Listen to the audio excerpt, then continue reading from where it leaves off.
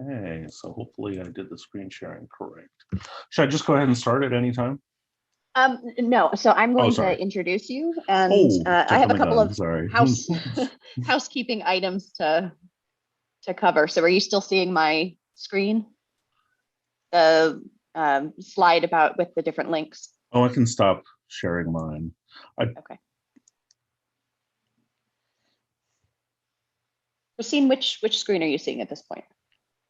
I'm seeing one that says 2021 LD4 conference on linked data, building Okay, all connections right. together. All right, that's me. And so I'll get us started.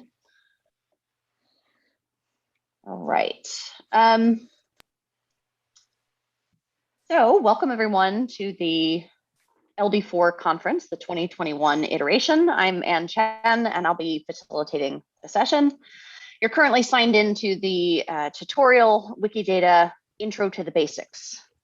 Please note that this session is being live streamed to the LD4 YouTube channel and recorded, and it'll be saved on YouTube for future viewing. Before we get started, I want to draw your attention to the resources that you're seeing on the slide that I'm sharing. The first two links here are to take you to the conference website and the LD4 code of conduct that we expect all participants to abide by. We also encourage you to post about the conference on social media, and when doing so, to make use of the hashtag LD42021. Also be aware that tech support, as well as ongoing conversation related to linked open data topics covered at the conference, will be ongoing on the Slack channel. And so be sure to join using the Slack invitation that is listed here. And finally, especially since this is a Wikidata session, we encourage you to participate in the conference's collaborative Wikidata project that you can access at the link also on the slide there. You can tune into the plenary session tomorrow morning for the kickoff of the project, or just apply what you've learned in this session today and begin contributing. There's extensive written directions available, and this is an excellent opportunity to try out your new Wikidata skills while also making an impact in the linked data ecosphere by increasing representation of filmmakers from Latinx backgrounds. So with those housekeeping items out of the way, I'll turn to the specifics for this session. Since this session has quite a few participants, at least 105 of you at the moment, we ask that you signal us in the chat when you have a question rather than just unmuting yourselves. You can either type out your question or signal that you'd like to be called on to speak. My colleague, Christine Fernsebner Eslao, will be moderating the chat and will look for opportunities to integrate your questions or recognize you to speak. And finally, our speaker, our tutorial leader today is Robert Fernandez. He's an academic librarian and faculty member in the Washington, D.C. area. He's worked with Wikipedia and Wikimedia projects since 2004 and is on the board of the Wikimedia District of Columbia, a regional Wikimedia outreach group that engages with museums, libraries, and other cultural institutions. I'm sure we're all delighted to have this opportunity to learn from you, Robert. So without further ado, I will stop sharing my screen and turn over controls to you. All right, so let me get the slideshow started. Share screen, give me just a second.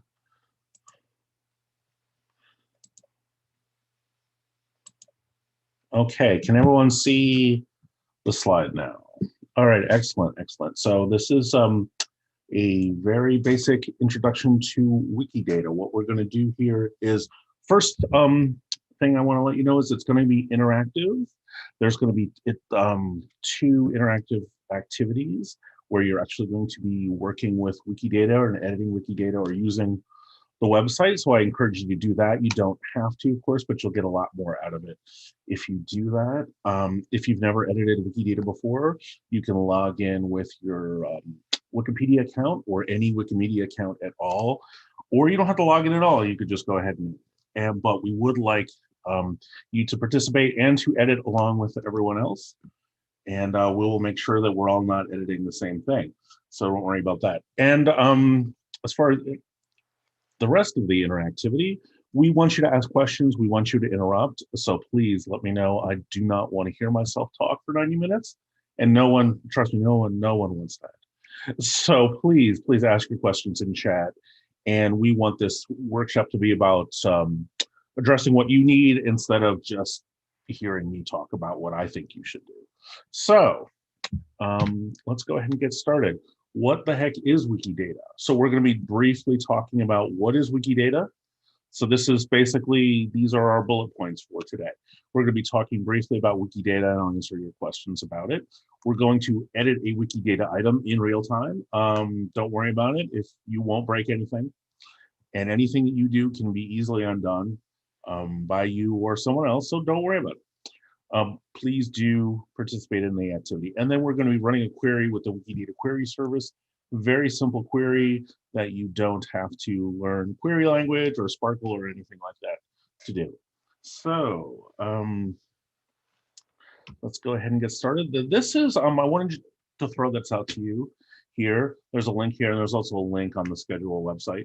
But this is a Wikidata one-pager created by my friend Andrew Lee.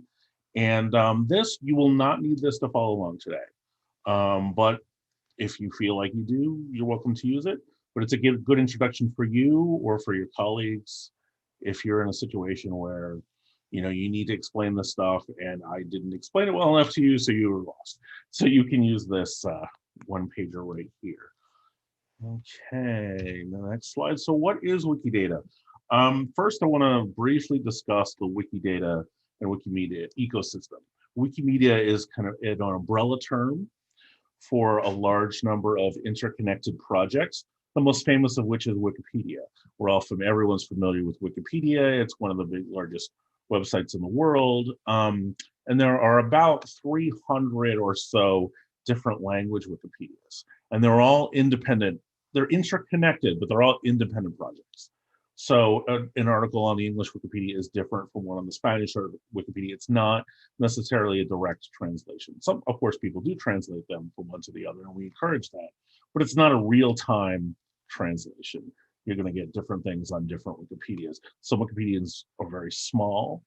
Some Wikipedias are very large. And like I said, there's about 300 of them. There's about 6 million articles on the English one. There are some with as few as a dozen or two articles. There's a lot of smaller Wikipedias that are being used to try to preserve indigenous languages, Native American languages, languages on the Indian subcontinent. There are novelty projects like a Klingon Wikipedia. And so, anyway, they're all Wikipedias. They're all encyclopedias. You're familiar with that. And here are the symbols for many of the other projects, some of which are small, some of which are very large. Wikisource, Wikimedia Commons, where all the image files are generally most of the images that you see on Wikipedia, not all of them, but most of them will be actually residing on Wikimedia Commons. And here's Wikisource, open source text, lots of different projects, and I'm not going to discuss them all, of course. The one we're here to talk about today is Wikidata, and it is interconnected with these. Every just as an example, every Wikipedia article has or will soon have, sometimes the newer ones don't have them yet, but within a few days they usually do. Every Wikipedia article will have a corresponding Wikidata item. That doesn't mean it's a two-way correspondence. There's not a Wikipedia article for every Wikidata item. And that's okay. We'll get there eventually. Just wanted to, and one of the original uses of Wikidata, and one of the uses of Wikidata that is not always transparent to folks, is that Wikidata is where we connect the Wikipedias in different languages. So a Wikidata item will have connections to every single language version, and I'll show you this in real time on a Wikidata item, every single language version of a Wikipedia article for that item. The Wikidata is unlike some of the other projects. Wikidata is CC0. All the data on Wikidata is free, completely free. There's no attribution required, no license. It's just there for anyone to use. Whereas if a Wikipedia article or an image on Wikimedia Commons, they're still usable by everyone, of course, but they're also under different licenses, which require attribution, which require a link back to Wikipedia, or a link back to Wikimedia Commons. But the CC0 means there's nothing required. You just use it for wherever you want, like you found $1 on the street.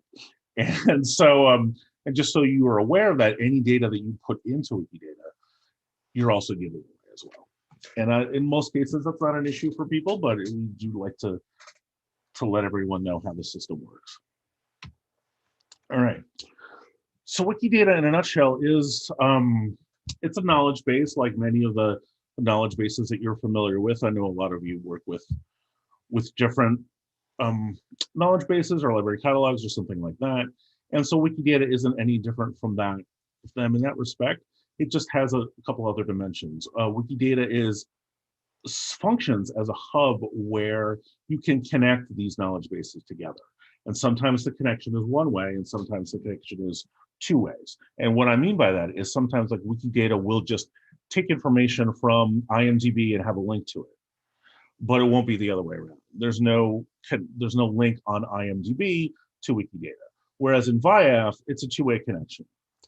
And it's not in real time, just so you know, it's not in real time.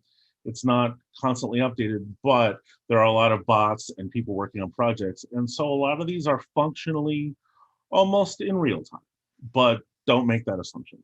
Anyway, so like VIAF, there's a link from VIAF to Wikidata and vice versa on each item that is connected. And and here are some examples on the right here of some projects that are taking data from Wikidata. Sometimes they're just taking it, and sometimes the connection is two ways. This is an example of a Google Knowledge Graph where some, but not all of the information is taken from Wikidata.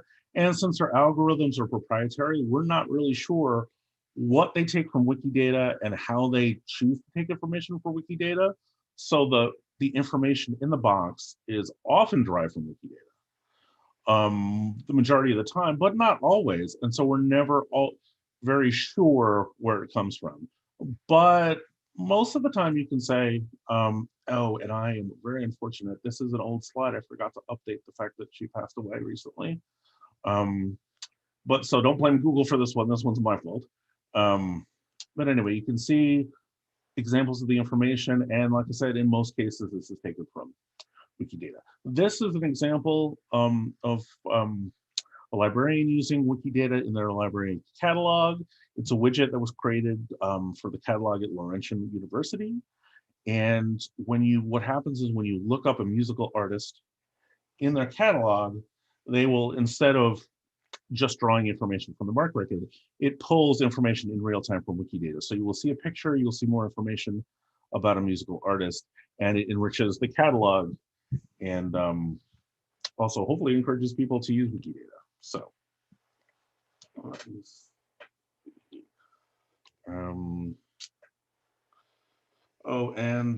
see, before I move back onto this slide, I just want to say a couple things that I forgot to say earlier. As far as these Wikidata projects, Wikimedia, I wanted to emphasize again, it's the same account for all projects, so you can log in with whatever account you already have, and it works the same way on Wikidata as it does on any other project. And again, also you don't have to log into Wikimedia if you don't want to. Okay, so let's get into the nuts and bolts of what Wikidata is and how it's constructed. In each item, and we'll see an example of an item in real time, so you can get a clearer idea of these concepts in a minute. But I just wanted to introduce you to the basic concepts. The majority of an item is made up of statements, and those statements are constructed from Q numbers and P numbers. Q number is a number for an item, whether it's the item you're looking at or an item that you're connecting to that first item, and we'll talk about that more in a second. But each Q number is a unique number, and I don't know how many we're up to, but they're getting quite long now, and eventually we're going to have to abbreviate them or something at some point in a few years. But right now, there's plenty of numbers to go around, and each item has an individual Q number. And like I said earlier, each Wikipedia article has an item, but it's not limited to things in Wikipedia. And one of the things that makes it different from most other knowledge bases is that the item can be anything at all. It can be a person, a concept, an idea, a color, a thing, an individual thing, a group of things, and you'll see some examples right here. Q number 1 is appropriately the universe, Q5 are people, and here's some examples of Q5 is all the people. It's the group of people. It's an individual person. Now, Q76, for example, is an item for an individual person, a specific human, a specific Q5, Barack Obama. And the same thing with, here's Q146 is a cat, and Q729 is an animal. So 146 is a type of 729. And we don't talk like that. Humans don't talk like that. Even Wikidata editors don't talk like that. But I'm just talking that way to introduce you to the concepts that are at play here. So, Rob, before you move on, there's yes. a question in the chat asking about which library it was that had the catalog example of Wikidata being pulled into a library interface. Laurentian University in Canada. I'm afraid I don't recall what province, but it's I believe the librarian's name was Dan Scott. Yeah, it's definitely Dan Scott. I'll pull out a link actually because I think I have that bookmarked somewhere. Thanks. Oh, no problem. Yeah, I love bringing that up because it's such a great example of how Wikidata can be used in the wild. But so Q numbers, and then there are P numbers. P numbers are for properties. Now, whereas like Wikipedia, anyone can write a Wikipedia article, anyone can edit a Wikipedia article, anyone can create a Q number, anyone can create an item. Now, properties are the equivalent of controlled vocabulary in Wikipedia. There's a community process where you have to go through and get a property approved before we can use it. And so that's how we keep the metadata consistent, the ontology consistent, and you'll see how that plays on as I go on. But what a Wikidata item is the majority of it is a series of statements describing properties. And let me go. Okay. Yeah, and I'll show you some examples of those in a second. But the properties, here are some examples of properties. And properties can be anything. There's properties can describe characteristics of things like dates of birth, images, occupations, and they can also be external identifiers to other knowledge bases, like their VIAF number, or here's a really specific one at the bottom that oh, if I'm not mistaken, I actually created that one. The National Portrait Gallery object identifier, which points to the National Portrait Gallery's online database for that particular painting. And so some of them are super specific, and then some of them are incredibly vague. The most important property, though, fundamental property, is P31, an instance of. And this is how Wikidata can encompass everything. Because one of the most important things you should put, and I can't say all the items have these, but 99% of the items have these, is a statement that says, what is this thing on a fundamental level? And that's what makes it different from other knowledge bases where everything is the same. Everything in the Internet Movie Database is a movie or a person in the movie industry. Whereas the things in Wikidata can be anything. So we need something to distinguish what kind of thing it is from what other kind of thing something else is. And so that's where P31 comes into play. It's the property instance of. So if you created an item for, say, Barack Obama, the first thing you would want to do is create a P31 statement that says instance of what? Instance of human, instance of Q5. The instance of property is the most basic fundamental thing. Like, what is this thing in the universe at a most fundamental level? Is it a color? Is it a concept? Is it an academic field of study? Is it an animal, a person, a planet, something like that? And so you might want to say, well, Barack Obama is a president. Well, no, president is his occupation. President is a title, an office that he's held. And those will be described by other properties. But the P31 is the most fundamental. And so let me show you some screenshots of bits of a Wikipedia item here. And so the statements are constructed, as I said earlier, like with properties and values or properties. And statements. And so Barack Obama here is Q76. And as I said earlier, that's a unique identifier for Barack Obama.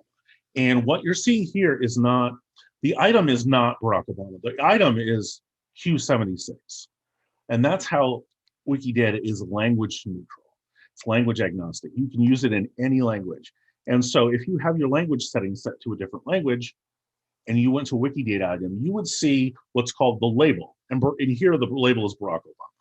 And you would see the label in your own language, in your own script, regardless of what it says here in English. So the item it's pointing to is Q76.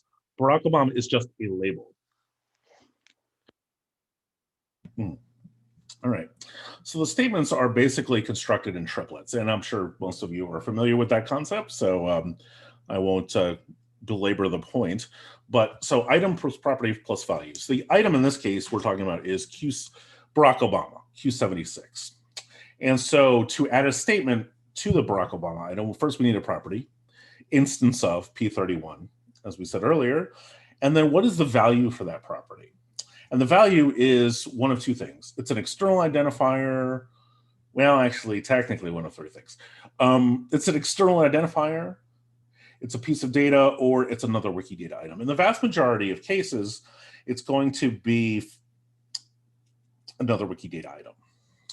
So it's not a free text field, and this is where the authority control comes in. Like instance of, you just can't type in anything you want. It has to be another Wikidata item that exists already. And in this case, it's the item Q5, human, and that's the value there. So you just can't, so if you typed in person, it would either redirect you to Q5 or you would just be putting another item on there entirely. And again, once we get into the nuts and bolts of editing, this will make a lot more sense. But the point is, it has to point to another existing value. And if your value doesn't exist, say you need like a town or a book or an author or a person, you can create that item and then point to it later. But these are not, in the majority of cases, they're not free text fields that you could just type in anything you want. It has to correspond to another item. Okay. So what I expect to do is I expect that we'll get a few questions about what we've already talked about. But while we're waiting for those questions, I want to set up the next part of our workshop, which is going to be looking at and editing a Wikidata item. So if you just type in the search box, my username /LD4, you're going to go to a page, and we can drop that in chat, a link to that in chat in just a moment. But then there'll be a list of links there, and I want you to look for that link that says humans with missing claims P4026. And don't worry about picking it out. The list is very short, and this is the only link that even looks remotely like this on the list. So just click on that list. And what you'll see is a list of names. And actually, I'm going to stop screen sharing and go to a Wikidata page, and you'll see what I mean. When you have a second, there is a question, but I think it's one that you'll be able to answer really quickly. Okay, so let me just let me get out a couple more sentences and set up the screen sharing, and then I'll be open to questions.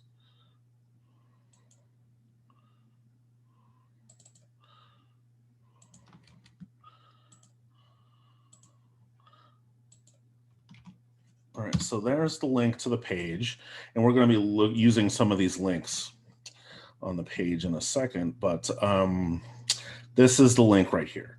And what I'd like us all to do is go to this list of people. And what this is regularly there are reports that are run by bots that produce lists of items that are missing certain characteristics that people feel that they should have.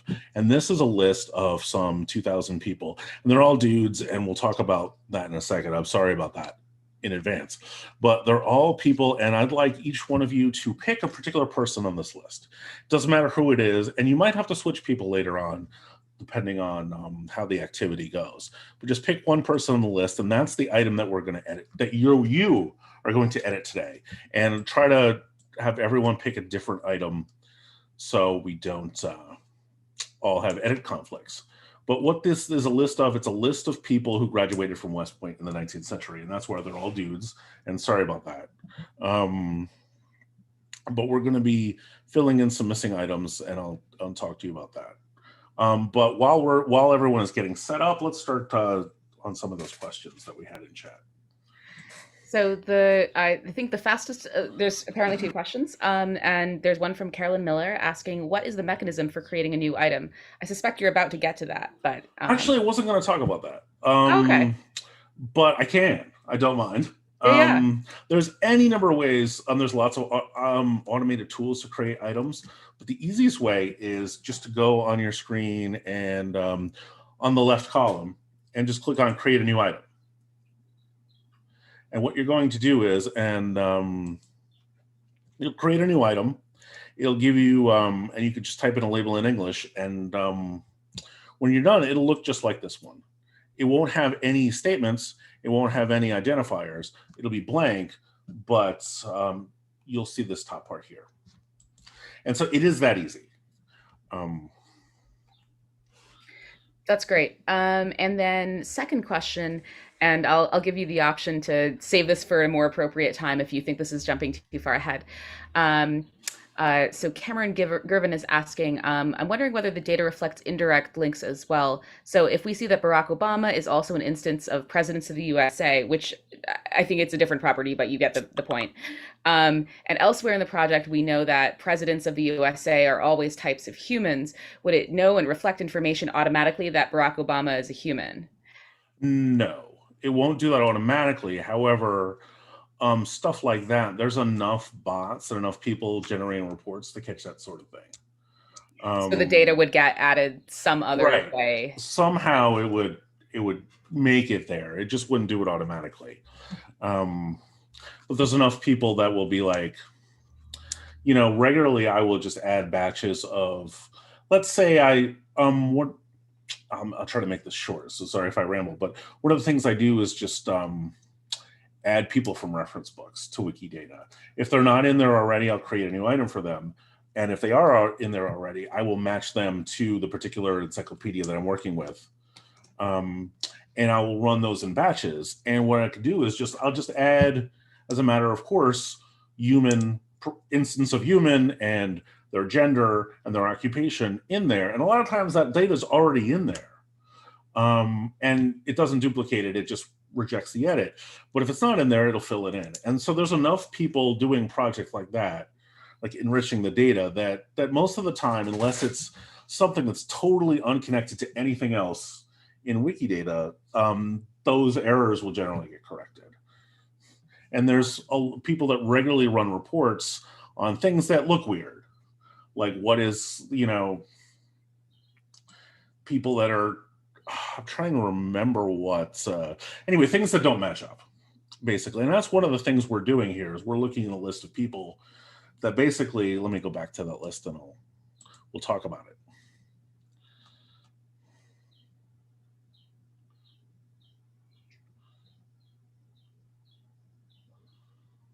But this is basically someone ran every item that's attached to property 4026. And we'll talk about that in a second, but don't worry about that. Just a random property. And I was saying, here are all the items that don't have a gender. And initially, when I started using that report, this report, none of these items had a gender. And so,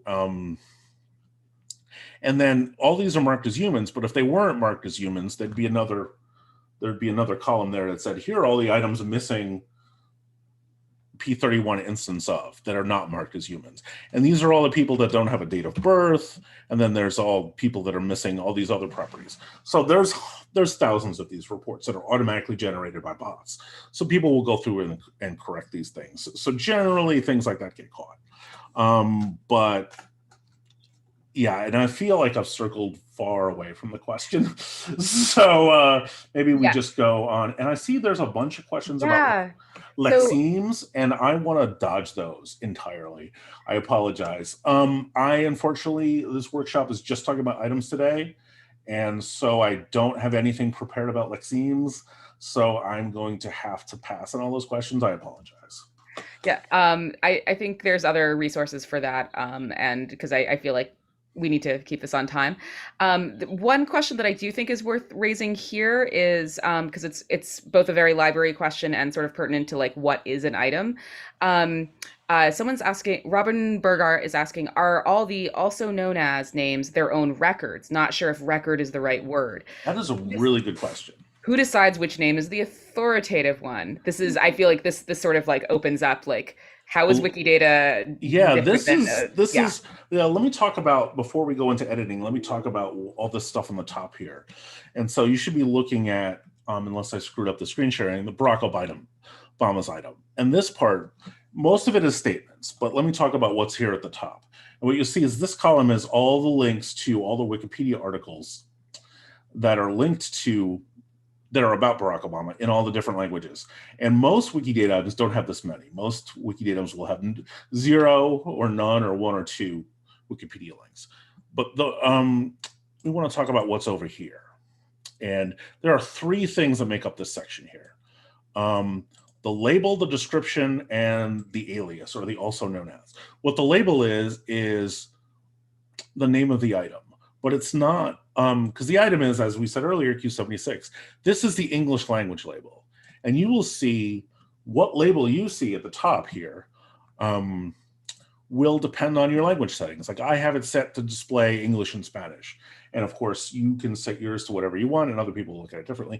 But you will see that label in whatever language you have your language settings. So who decides what the label is? Well, anyone who's editing it. I could change the label right now. Now, in most cases, the label is governed by, there's usually practices and there's a manual of style. And it's much like Wikipedia in the sense that we would like, the item is Barack Obama, not because one person decided it was Barack Obama and they laid down the law. It's that because that's what he's most commonly referred to as in the world, is Barack Obama. And so that's generally what should be used as the label. And so that is the rule. It's a vague rule of thumb. And so, and there's no authority over it. So you could just go in and change it, but then someone will change it back. So who decides what the label is? It's the person who's editing the item at any given time. So if you're creating a new item, you decide what the label is, but someone can change that label at any time. And then this is the description, and each description is, there's one description for each language, and you'll see all the entered languages here. And most Wikidata items do not have this, and forgive me, I have a bunch of widgets installed that you're not going to see when you log into Wikidata, so just ignore that.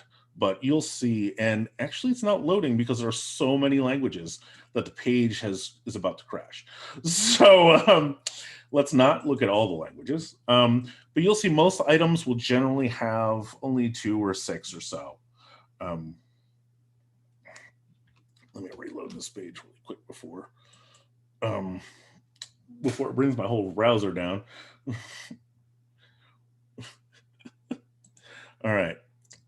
So yeah, and so there's a description, and there's a description for each language, up to the 300 or so that are in use in Wikidata. And the also known as, there is no basically authority or governing structure. Is you could just add whatever aliases you want. And most items don't have this many aliases. There are some with maybe, I think the record is Osama bin Laden, which has like 70 or so in English aliases.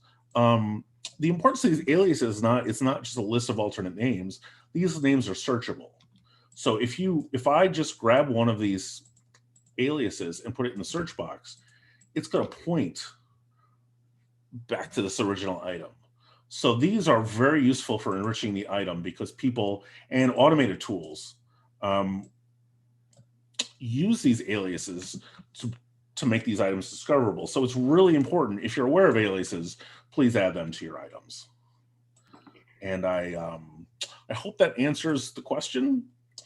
I actually forgot what the original question was, but I think that addresses the name, the label, and alias issues. Yeah, I think that it addresses like at least like the practical issues. So a couple more. Do you have time for a couple more questions? I think so. I think Okay, so. cool. I think these are pretty straightforward. Yeah. So Michelle's asking, should I have different Wikidata accounts for keeping track of personal versus professional projects / contributions, like personal versus professional email?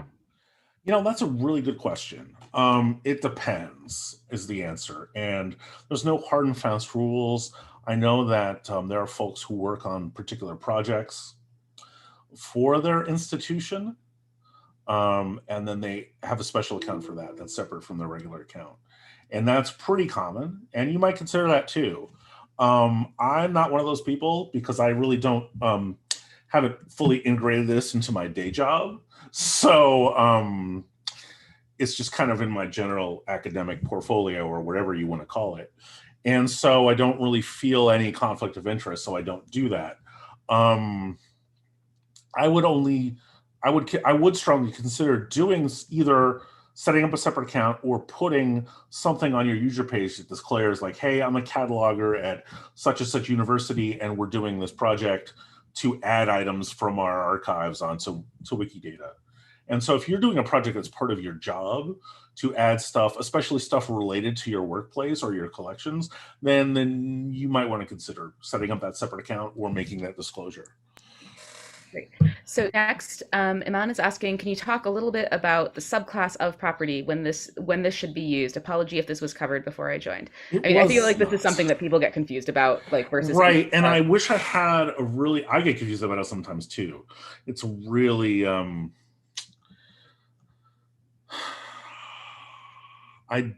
honestly can't think of a short way to answer this. So we can circle back to it. I would prefer if we maybe circle back to it at the end. Okay, yeah. And then let me mull it over a bit, and maybe I can come up with a good example. Great. And then one last thing, does the description, Nanor is asking, does the description help to search an item? Sometimes. It won't come up like, what? Like it won't come up in the same way, like it doesn't come up immediately in the same way that an alias will. But I think it might help if you're doing kind of like a broad text search or a Google search or that sort of thing. So you'll see it comes up. It does help. But it also gets mixed in with a bunch of other things. So it's not so much like an alias is more of a direct link. And putting some text in the description, it'll pick it up in a text search. But it's not quite the same thing. And I hope I'm making that distinction clear. It's more useful for disambiguation, right? Yeah.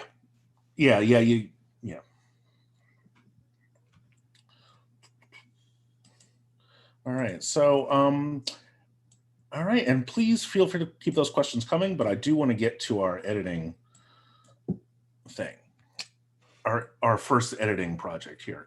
So what we're going to do is we're going to make some very simple edits to the item for the person that you selected off that list. And if you run any problems, just go back to the list and pick a different person. The first thing I want you to notice is that every item on that list is about this property, the column number property. And this is a specific property. The column number, it's based on what's called the column register, which is just a guy named Cullum made a registry of everyone who went to West Point. And so it's a specific identifier. And the early, and I think he only went up to like 1890 or so. And so everyone has a unique number. Every West Point graduate has a unique number based on their class rank in chronological order. So the first person who graduated in the first class is number one, and so forth. Now, these external identifiers should point to a web page. And you will see a gray and yellow, very GeoCities looking page here, which has the text from the column registry. Now, this web page, it's one guy's project, and so there's a lot of 404 links. And so if you're not seeing a gray page, if you're getting a file not found, there's two things you can do. One is to go to the book itself, which is on the Internet Archive, and it's linked on the page that I created for this presentation. and you can look up your person there. Or you can take the easier approach and just pick a different person. So I know that sometimes we have a lot of problems with the links on this website not working correctly, and that's unfortunate. So if you don't see a great page with a biography, so what I'd like to do is, then these are all people, they're missing their dates of birth and death. And so what I'd like you to do is to look at your biography and find one of those items. I don't see a date of birth on my particular example, but I do see a date of death. And so we're going to cut and paste that. So just cut and paste that from your page and then go back to the Wikidata item. And what we're going to do is we're going to add a statement, and feel free to ask questions if you get lost or you get a different result.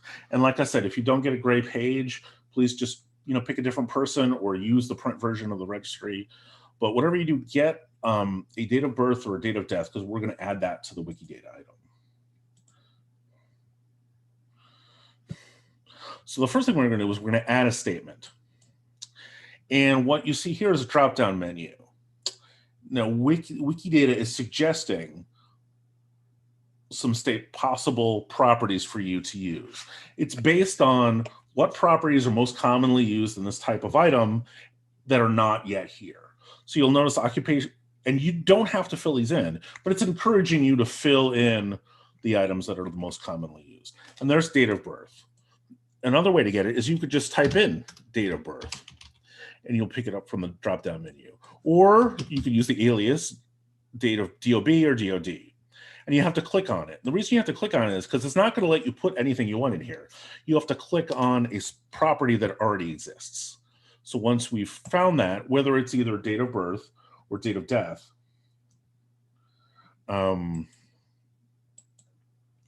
then this is the value. And like I said earlier, most of these are not free text fields. Most of them are other items. In this case, it's a date. So we're going to cut and paste our date here. And you'll see whatever format you cut and paste it in, if it recognizes it as a date, it's going to automatically translate it into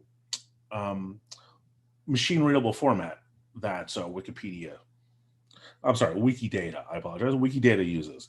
And click on publish. And I'll go over this again really quickly, but you'll know that's all you have to do. And hopefully you've done that successfully and you've made your first edit to Wikidata. If you get a little exclamation point, don't worry about it. You can ignore those. If you get a lightning bolt or a red box or an error, that means it's something that's gone wrong, and we'll try to address those questions first. And I see a bunch of questions in chat. So the first one I want to answer really quickly is that gray page with the biography. Just click on the column number. Anytime that you see identifiers in Wikidata that are pointers to external databases, 99% of the time, there will be a link that you can click on. You just click on that number, and it should take you right to the page, like so. And the same thing with IMDb or VIAF or any of the other external identifiers that you see in Wikidata. So there are a couple of other questions. One of them was about the Wayback Machine. Hold on, I'm digging it up. Yeah, should the reference use a link saved using the Wayback Machine? That's a question from Yuna. There's no reason it can't. Great. And then there's another question asking about whether there's a way to automate the data between that gray website and Wikidata so that we don't have to manually fill in date of birth. The reason, and in most cases, people just do that. There's bots that do that, or people will run scripts or open refined batches or something.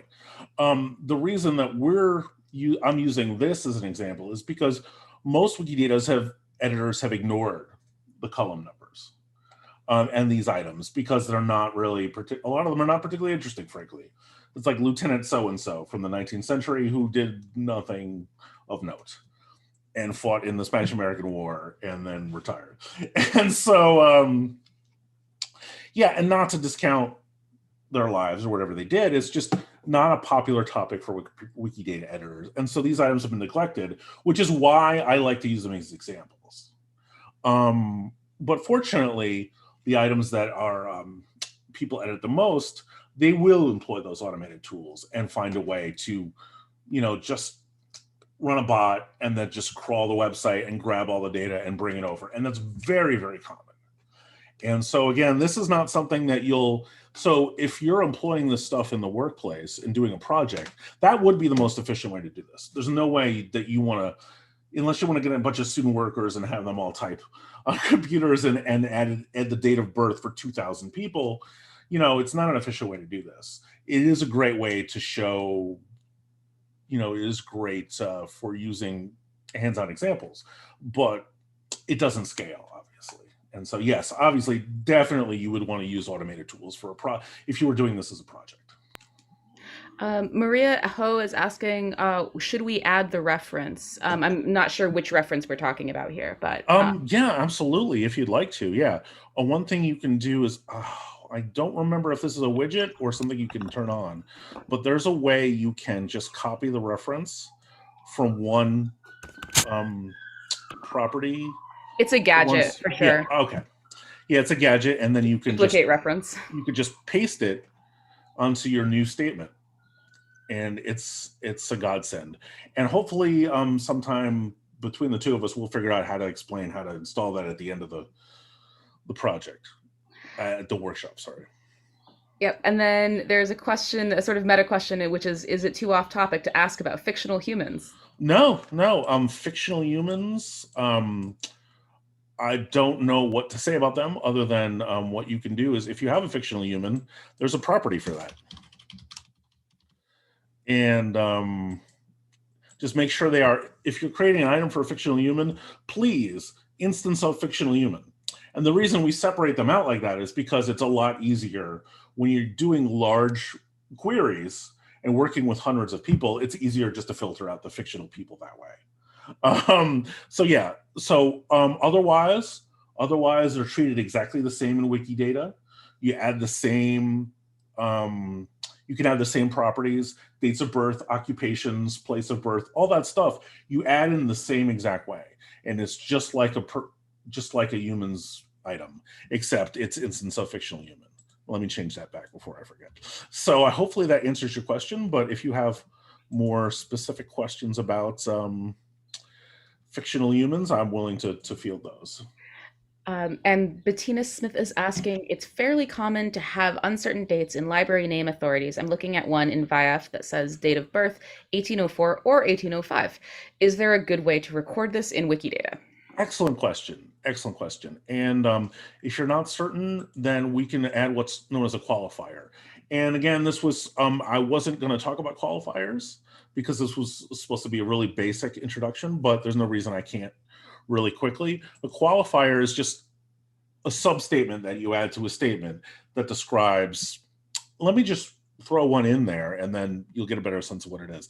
In this case, sourcing circumstances is the one you'd use. And that's not a very intuitive phrase. I understand that, but that's what it is.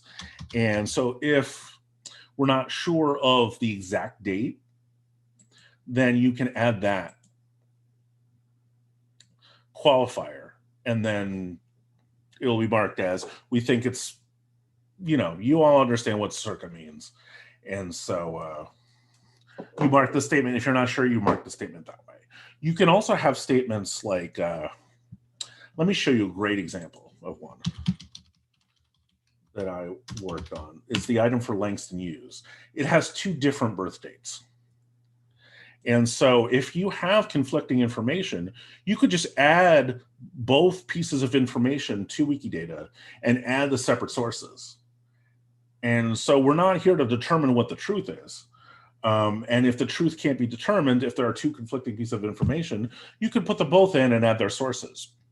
What had happened in the case of Langston Hughes is for many years, people thought he was born in 1902. And you can see that all these references to pre-existing websites, pre-existing encyclopedias, and so forth, all list that birth date. However, his birth certificate was discovered, and it discovered he was actually born in 1901. And and then here are the sources for that if you want to read more about that.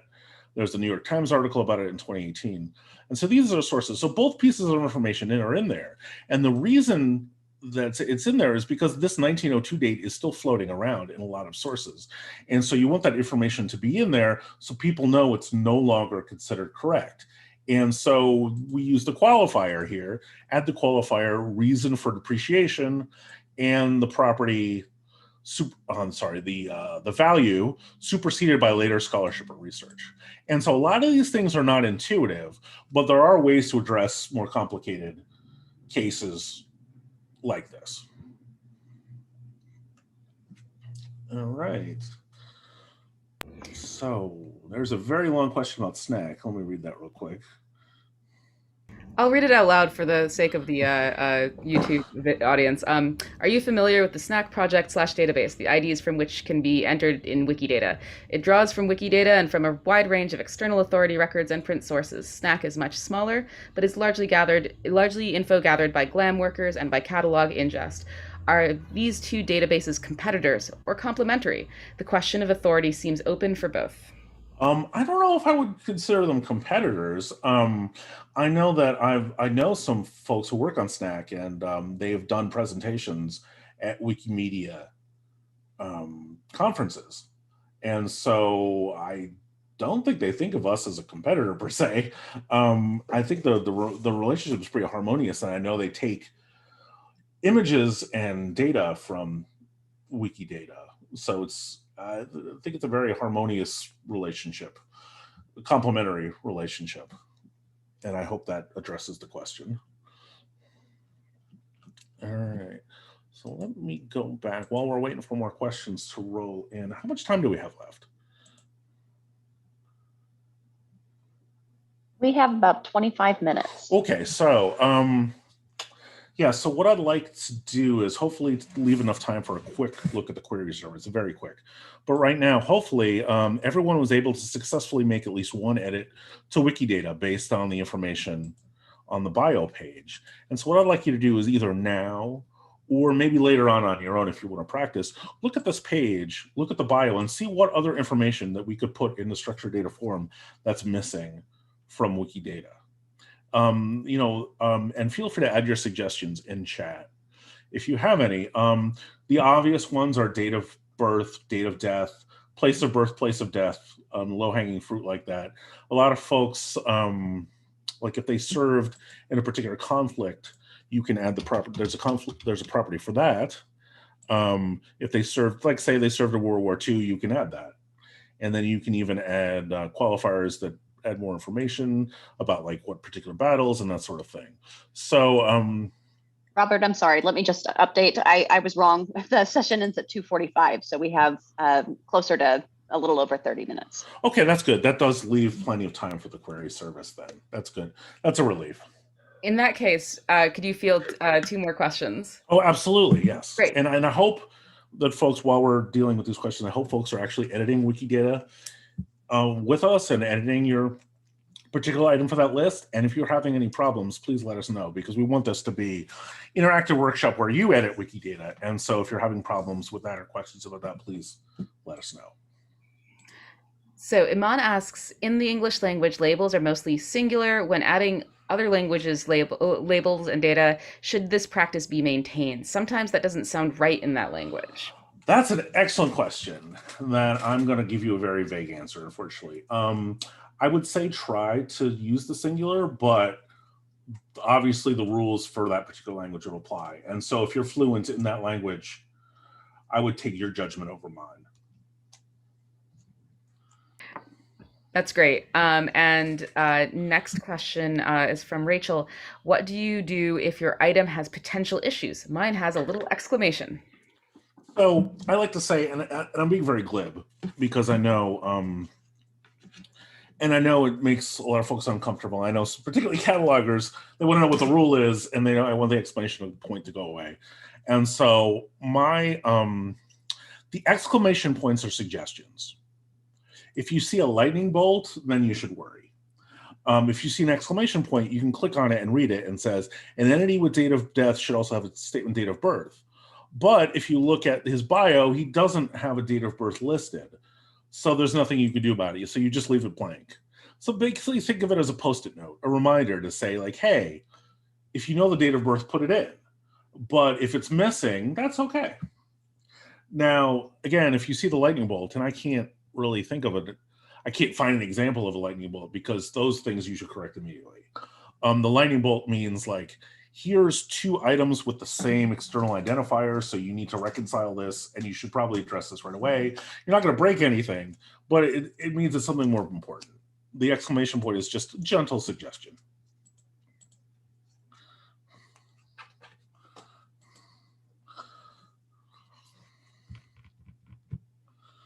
Okay. So are there any other questions you feel like we should field? If we know the post location of our graduate, would that best correlate to work location? That's from Melissa. I don't see why not. Yeah. A lot of these, the problem is that there are so many properties, and some of them I'm pretty well versed in, and some of them I haven't used that much. And so one thing you might want to do is if you're unsure of how to use a particular property, you can just click on it and go to the page for the property. And the discussion tab will have a lot of great discussion. What you'll also see is a Wikidata property example. That's what you want to look for. And it'll give you examples of how the property is used on other items. And that's usually what I do is I'll just, like, if I'm unsure of how to model something, I'll just go look at an example and see how it's used on a different item that's pretty well established and just copy that. So any item that you're not sure of about how to use it properly, the pages for the property itself are great resources. And sometimes, there's discussion pages, and on the discussion page, there's a lot of junk at the top. Well, this is not junk, but it's a lot of links that may be incomprehensible, but will make a lot more sense as you become more familiar with Wikipedia. And there's also discussions. And also, this is a Wikipedia project. And so, like Wikipedia, it's very open to new users, and so maybe just ask your question if you're really not sure on this page right here. So I've answered one of these questions, so we wouldn't have to do it. But Melanie asks a question that is maybe a little bit of a can of worms, but a good question is, can you add a property? Yes, it's actually pretty easy. If you just go to, let's see, I think it's the community portal. Anyways, here it is, property proposal. And at any given time, there's a couple dozen or more property proposals going on. And if it is something pretty straightforward, it's really easy to do. I've proposed and gotten accepted about 6 or 7 different properties. And but the ones I've done are pretty simple. They're external identifiers to databases that I wanted to play with, and those are pretty much always accepted. If it's more of a thing that it might run into a problem if it conflicts with existing ontologies. So it's hard to think of a good example, but let me show you one of these random discussions here. And so you just open a discussion, and honestly, if there's anything that you need, like if there's an external identifier that you want to work with that's not in Wikidata, I'm willing to help you go through the property proposal process. But yeah, there's discussion here, and people talk about it and hash it out, and it's just community consensus. But though, for the most part, if it's something simple, like I said, if it's something simple like an external identifier, it'll get accepted pretty much as a matter of routine. So I hope that answers your question, but basically the short version is you have to propose it. So you just kind of fill out a form and answer their questions, and people will talk about it, and you participate in the discussion. And with any luck, within a week or two, it'll be a property.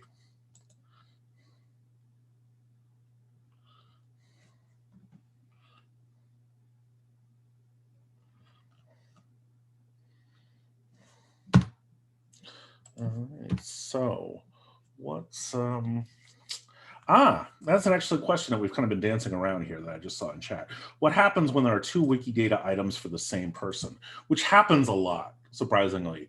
One of the ways it happens is when people import external databases into Wikidata and they don't correctly match with the existing items that are already in there. And that can happen it's very common because a lot of people, and this is why I stress, put in aliases, people.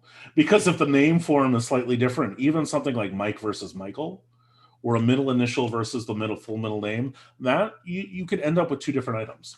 But that's not the end of the world. It's very easy to fix that.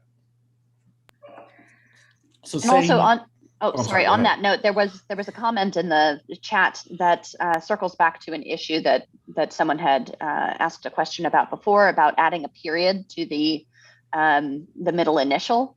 And Anne Reynolds very helpfully suggests that instead of just correcting it, one adds the alternate. Yeah, I think that would be a good idea. Though the main label should, of course, have the initial. So, like, I'm going to show you these, so you could just do that. And while you're in there, I'm sorry. Go ahead. No, go ahead. Well, I was just going to say that this batch was badly imported, and they just missed the initials. That's all. Yeah, I mean, I think it's normal to see things that are just like artifacts of import and like what other people's data looks like. That's very common, yeah. So could you, while you are in here, demonstrate how to enter another data in another language in that area that you're in? Okay. Yeah, before I do that, I want to discuss the merge really quick, because I didn't feel like I didn't fully answer that question. Oh, sorry. If you just go up here and click on merge with, and all you have to do is, and you might have to turn this gadget on, I'm not sure, sorry.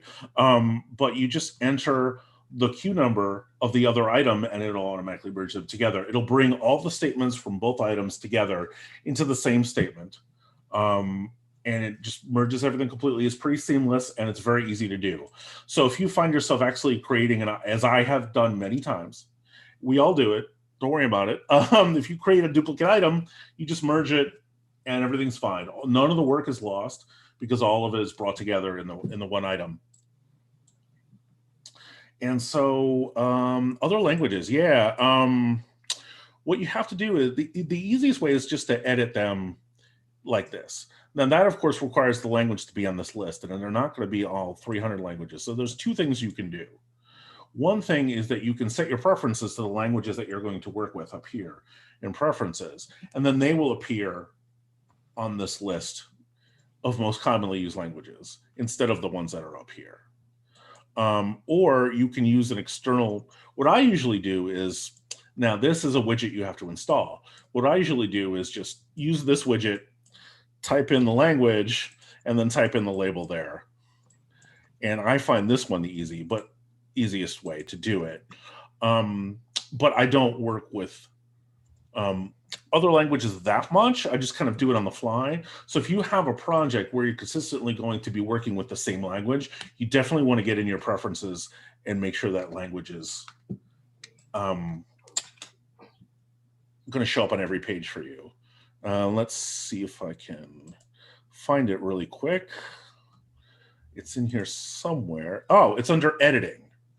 And you can just set in your list of default languages down here with the 2-letter language codes. And if anyone needs help with that, we can help you offline or at the end. I don't want to get too in the weeds here, but it's very easy to just make sure if you need something to show up every time, then you can. Yeah, and some of these questions are the kinds of things that you could put into the Slack after the session ends, if you're continuing to edit, and those of us that are monitoring the Slack can help to give feedback. Yeah, there's a couple of questions here that I think are better addressed there about how to turn things on and how to what best practices are. So I'll follow up. All right. So I'm gonna, since it's 2:18 already, I'm gonna pivot over to the Wikidata Query service. And what I'm gonna do is go back to that list of links here. Now, if you want to make a query, and work with the query service, there's a link to the query service on the left-hand column. And so you probably want to click on that because we're going to be working with that in a second. But the first thing we're going to do is I want to show you a sample query here that I'm going to run. And this is a query of all the Michelin star restaurants in the Washington, D.C. area. And now, since now we can go out to eat again, here are some suggestions for you. And so it's mapped them, the red circles there, and then you can click on each restaurant and see the coordinates, and then there's a link to the Wikidata item there. Now this looks really complicated to do, but it didn't require any GIS knowledge. It didn't require me to import any maps. Well, to create this map, all I needed to do was 2 lines of code. And it's not even code. Calling it code is quite generous. But the queries are made in a language called SPARQL. And simple queries are very easy to do, and you don't even have to have any knowledge of SPARQL. But let me show you what the SPARQL looks like, if I can find where the link is. Ah, here it is. So you'll see the query right here. Most of this stuff is the container, but these are what I was talking about. The query service, you're querying basically the same way, in the same structure as a Wikidata item, a Wikidata statement. It's in a triplet. So you're asking for the variable item, and you're asking, and you can see if you hover over it, you can see what each of these things is I'm looking for items with property property P166, award received, and with the value for that property as a Michelin star. Then I'm also saying it has to be, that same item has to be located, P131, located in the administrative territorial entity of Washington, D.C. And then the third line here is pull the coordinates. The query does everything else. It pulls in the map, it plots everything, it plots all these points on the map. It's incredibly simple to use. So any very simple query you can quickly create if you just know a little bit of SPARQL. And even if you don't, it's really easy to use. And so what I'd like us to do is, if everyone could go to the query service, and let me go back to Wikidata and I'll show you really quickly. If you just go click on the link either on the list here or click on the link on the left column to query service, and you'll see a page like this. You'll see a blank space, and obviously like input a SPARQL query. That sounds really intimidating if you don't know what SPARQL is, and that's fine. I'm not going to here to teach you how to code. I don't know how to myself. But I want to show you is the examples. And there's lots of excellent examples. What I want to show you is the first one here. So click on the example folder and then just click on the example for cats. And if we run that, it will list every cat in Wikidata.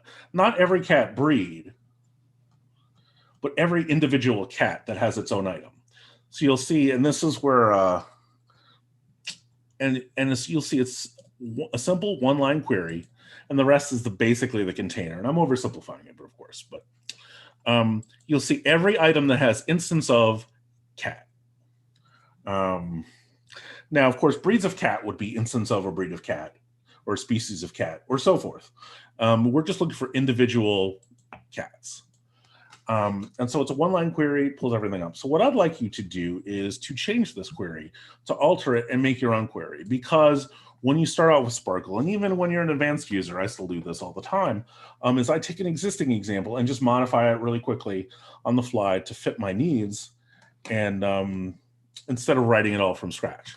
So what you want to do is just delete the cat right there, and then put in the animal of your choice. And but the next thing you're going to say is, well, I don't know the number for the animal of my choice. Well, just start typing it in, and the shortcut here is, and I know I'm going to get asked this 10 times. It's control space. Hit control space. It used to be written on the query service, but they took it down. So let me drop that in chat real quick. But hit control, when you're hovering over the word that you've typed in, hit control space, and it will suggest some potential items for you. And obviously you don't want to pick the municipality of Germany. You don't want to pick the 1951 aircraft. You want to pick common name for a group of animals. And you click on that and it'll put the Q number in there. So you don't have to look anything up. You don't have to write a query from scratch. All you have to do is just change the existing query. So just from the beginning, all I did was delete. I went to examples, clicked on cats, and deleted. And so you'll see the query here. It's instance of house cat. So I changed house cat to otter, use control click to get the correct Q number, and this will work for the properties as well. And then I'll click runs here, and there are no otters. So that's a bad example. But what I'd like everyone to do is to pick an animal and see if we get it. And if you get any good results, let us know in chat what's a good query to run. But try to run your own query.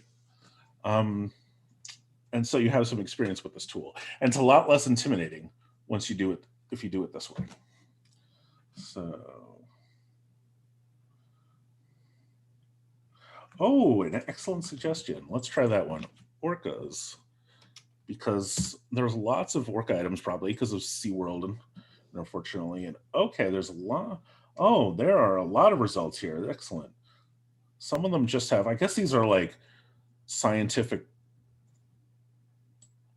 like orcas are tracking, tagged or something with tracking devices. And then here are some ones with names. We're also seeing good results in the chat for elephants, pandas, and there's apparently exactly one unicorn in Wikidata. Only one unicorn. Oh, that's unfortunate. SPARQL. Is that the...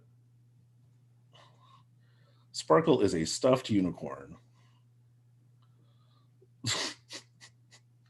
Okay, that was entertaining. Elephant. Well, that's okay. That's a really good idea. That'll give us a good set of results here. And if you really want to have fun with it, you can just get ones that have pictures.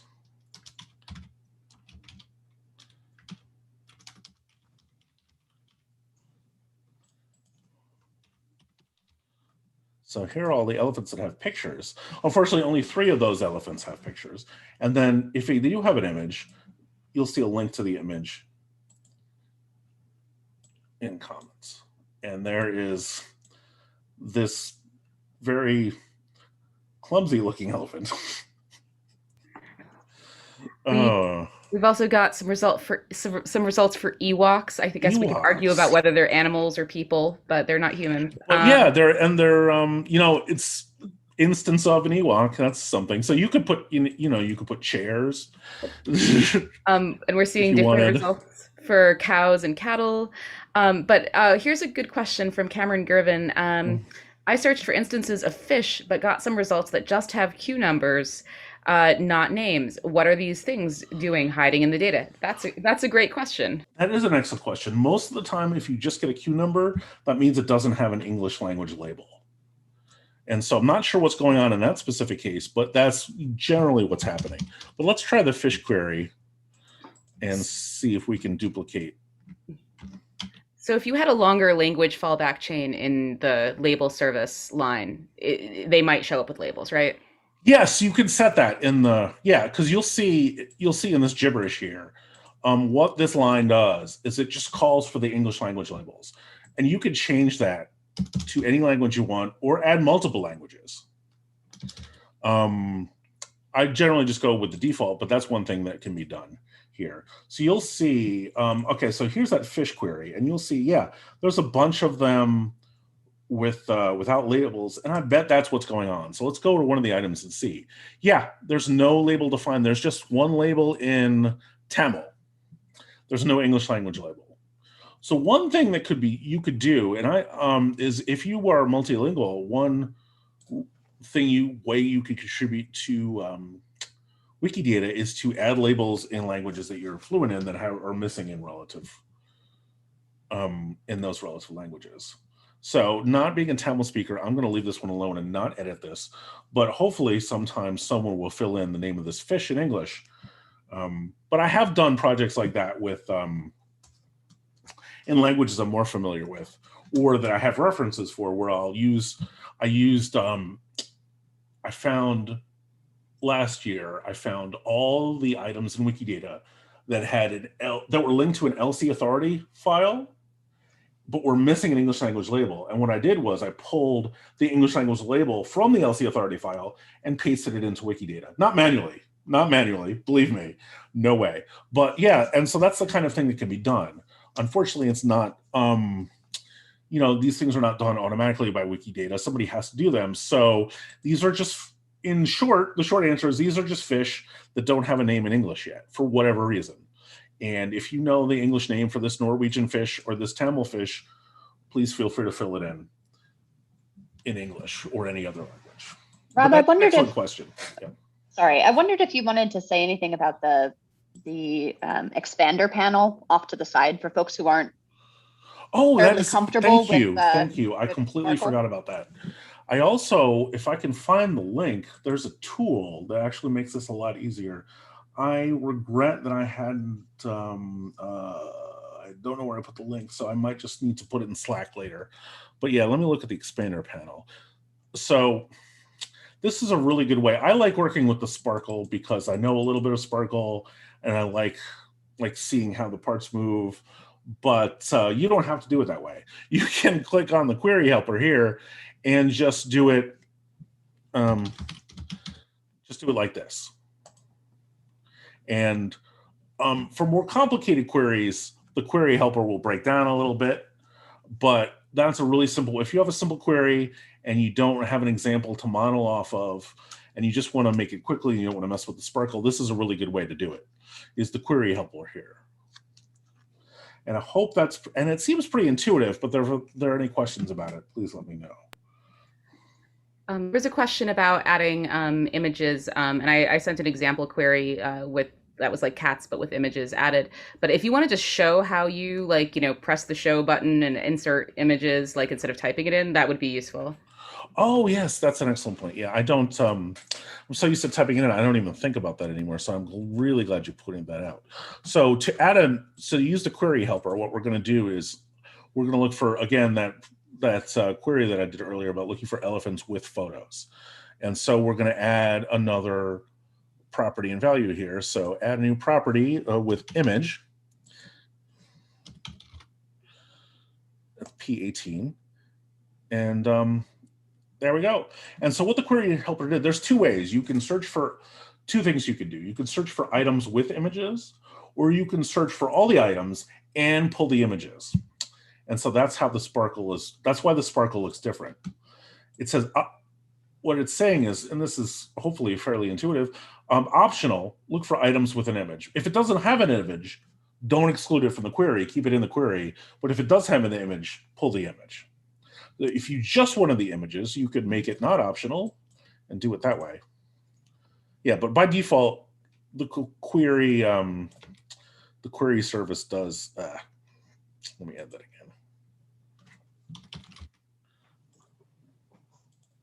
Yeah, by default, the query service makes it optional, as it should, because there are so many things without images that you would be excluding, in most cases, you'd be excluding really useful items from your results if you just wanted things with images. We've got a great question in here from Iman asking about if there's an easy way to locate items that lack a label in a specific language. Yes, there is. And I think there's an example of that.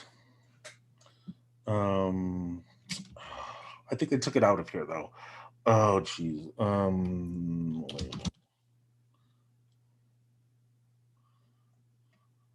There used to be an example I think you might have to go to, because I regularly run queries like this, but I think they're, let me look here. And just while you're working on that, Rob, I just want to give you a time update. We're at 2:33, so we have about 15 minutes left. Okay, good. So, I went to the query service again.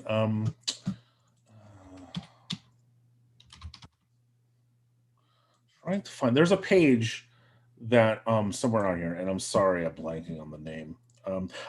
Request a query page. So there's two things you can do. They One is you could just ask someone for help. And the best way to do that is the request a query page here. However, this is a pretty standard example, so I'm trying to find our list of examples. Query service, Wikidata query service, examples.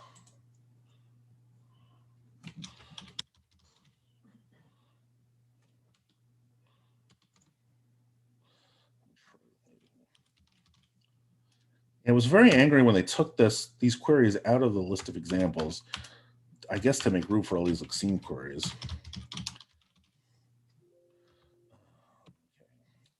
Sorry about this. If it takes too long, I mean, we can Yeah, always I'll put it in look on Slack. I really apologize. I've definitely seen this. It's out there.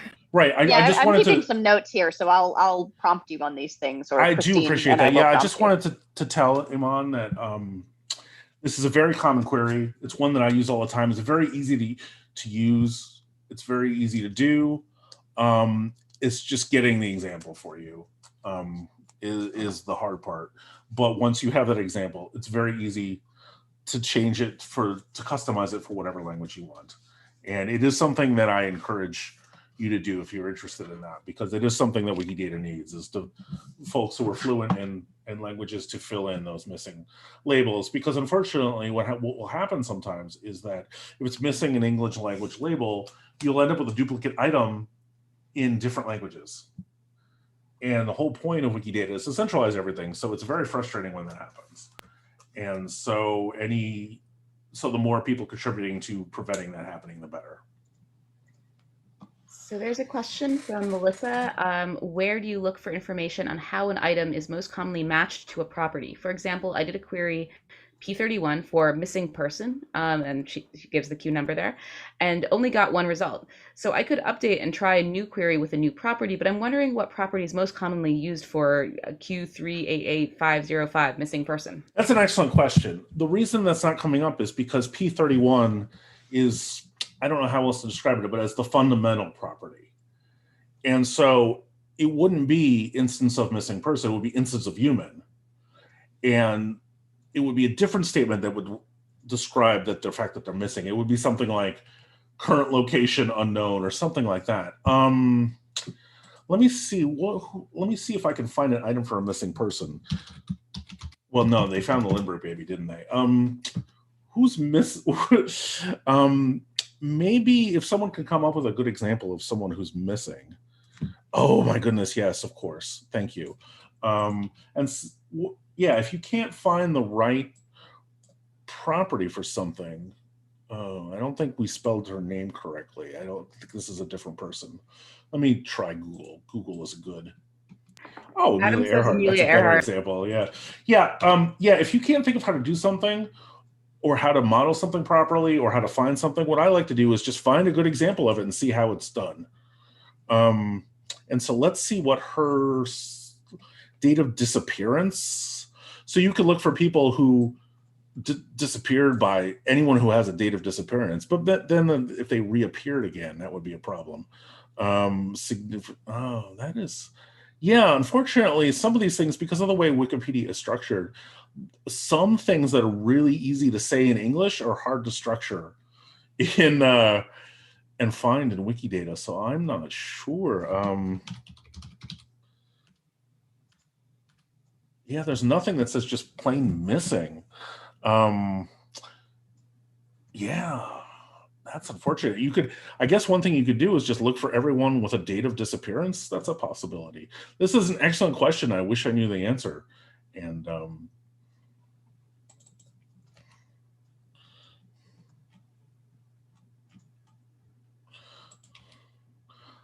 yeah, that's a really good suggestion from Adam. You could just see like who's. This is a very clumsy way of doing it. Oh, it didn't work. Okay, never mind. But it was an excellent suggestion. So yeah, unfortunately, there's some things that are just no easy answers. Let me get this. Let's see. Okay, there's. Okay, Okay, so this is interesting. This is, it appears that Madeline McCann doesn't have her own item. There's an item for the event. And so you could just look for instance of unexplained disappearances. But again, that might not get a lot of people. That would only get people that, yeah, so this is just, yeah, Wikidata, it's a work in progress, and sometimes it's very quirky.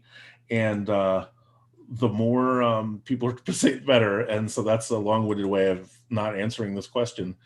But it looks like there's no easy answer for this one. But that's one thing you could do is just P31 unexplained disappearances, which is this.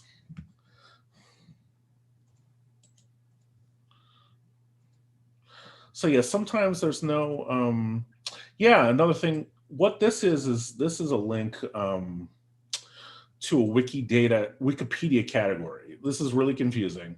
This is a Wikidata item for a Wikipedia category. So it doesn't really do anything on Wikidata. It's just kind of a placeholder, but it just points you to Wikipedia, and you could just go to Wikipedia and get a list of missing people that are on there. But it's no substitute for a real query. Rob, just to let you know, we have about 5 minutes left in case there's any last things you wanted to get into. No, I think I showed the animal query, and we edited the items for the West Point grads. So I think maybe we should just open the rest of the time for questions. Either questions in general or questions about the particular activities, whatever people want to talk about. Earlier, this was one that I was going to redirect to Slack, but maybe this is an opportunity to show how to either turn on gadgets or something else. Somebody had asked about turning on the merge wizard. Oh yeah, do you have any idea where that is? I'm afraid I don't. Probably under gadgets. Well, let's find it. We have a few minutes here, so maybe we can find it really quickly. Well, Christine put a useful link in the chat that I think had then links to the wizard itself. And that's the extent of what I know, because I do very little nothing.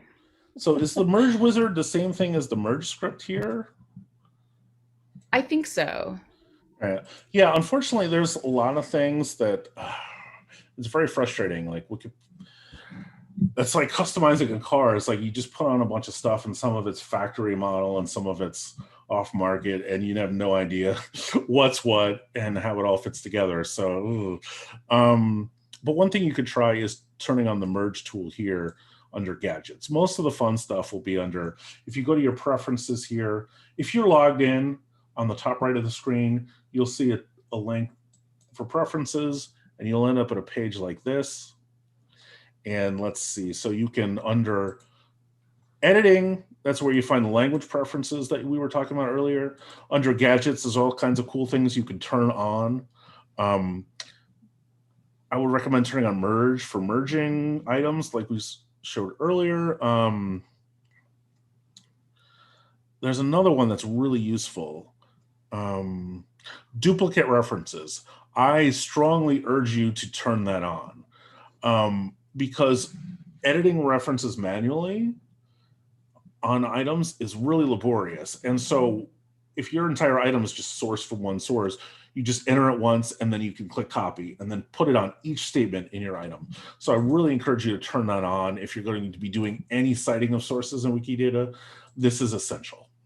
Right here. Oops, I just turned mine off. Duplicate references. And I will add that if it doesn't work, if you turn it on and it doesn't work, try hitting reload on the page that you're on. Definitely, yeah. And I think there was a question that I noted to put into Slack that I think we have time for, which is what are best practices on adding references to statements? Like if all the statements we are adding come from column and it's linked as an identifier, is it also necessary to list column as a reference in date of birth, for example, or is that just redundant? I had put in a link to some, basic information about sources, but I think this is a good question. Yeah, there's actually a new gadget that was recently released that lets you add, that will one click let you add an identifier as a source. But that's, I don't think it's redundant, because I think someone will come along and add more information from a different source. So even if everything initially is from the same source, you still want to cite it. Best practice is to cite it where it comes from, even if it does seem redundant. But hopefully that answers your question, because someone could come along and add a link for something new out of left field. So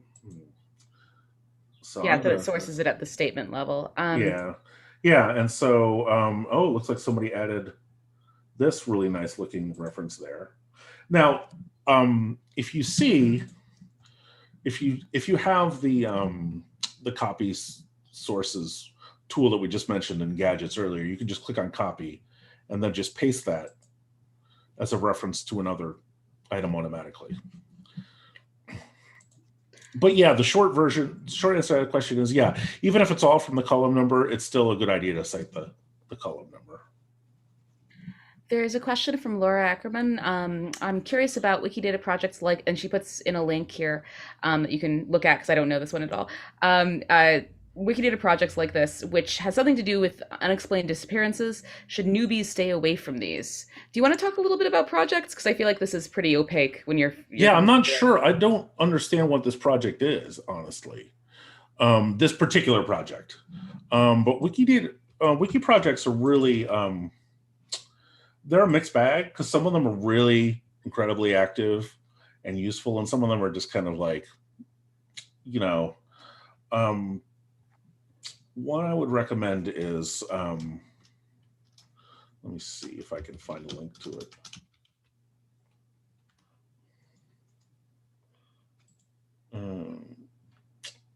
Here we go.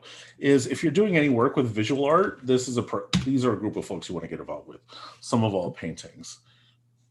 And this is a really active and useful group. And this will be a good example that we can show you what a wiki project should be. And one of the things to do is they have discussion places where you can talk with other editors and get help. And they also have active work lists and active links for bot generated lists and things that need work. And you could just so this is a really good page to get a good example of what a project is ideally like. And again, they're not all going to be this good, but there's no reason you should avoid projects in general. Is there a page with Wikidata projects? That's so try that page for that, and that should point you in the right direction. All right. Well, it seems like we're coming to a close. I'd like to invite everybody to give Rob a virtual round of applause and thank him for his time. This was incredibly helpful and a really accessible introduction. So we really appreciate it. And we will nudge you on Slack, Rob, if that's okay, to follow up maybe on a couple of absolutely, yeah. those queries. Yeah, I just felt bad because there were so many great questions, and then some of them I just could not answer, and I'm actually really curious about the answer myself. So hopefully we can collaborate and find some of those answers. You did a really nice job of staying active with the live audience and breaking from your prepared slides when necessary, but keeping us organized and moving forward. All right. Well, thank you all so much. I'm going to stop the recording now.